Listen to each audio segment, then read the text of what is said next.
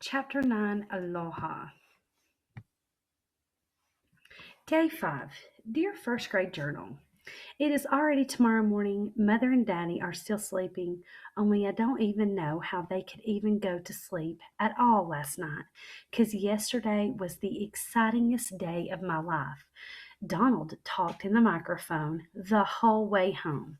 He said that the bird was just a baby, and it thought my head was a giant flower, probably.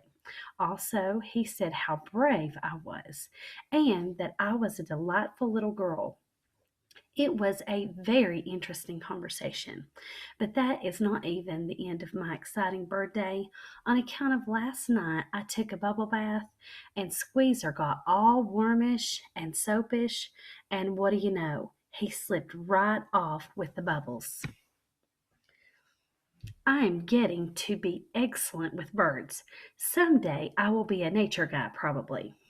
I thought for a second, hmm, or maybe I will be a photojournal guy, possibly. I tapped on my chin. No, wait.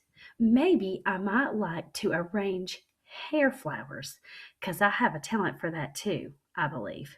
From Junie B, Nature Guy, or other possible stuff. I put my pencil down and took out my photo journal. Because after the bus trip yesterday, we went right to the drugstore and we got my pictures developed. And they turned out beautifully, I tell you. I showed them to Philip, Johnny, Bob, and Squeezer. They loved them very much. Also, I tried to show them to Dolores, but she was busy getting a facial. After I finished looking at the pictures, I lined them up in my journal and I printed their captions all nice and neat. I smiled as I read them. Day 1, Grouchy Ladies. Day 2, Doofus Girl and Squeezer. Day 3, Hawaii is making a fool out of me. Day 4, a bus full of old people. I am stunning. A bird in the hair, a bird in the hands, a bird in the tree. Bye bye, birdie.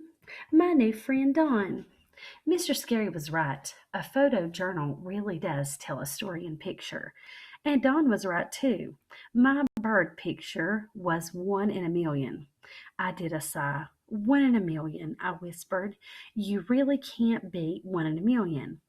I opened up my suitcase and I packed my journal real careful. I smiled some more. Room One's first official photo journal ever, I said. I stood up a little straighter, 'cause feeling official made me taller again. Just then the radio went off. Today is going to be our last day in Hawaii, and so Mother and Daddy had set the alarm. I looked at the clock and grinned. There is still time for one more delicious pancake breakfast. I tiptoed over to Daddy and blew air in his face. He opened one eyeball. I waved.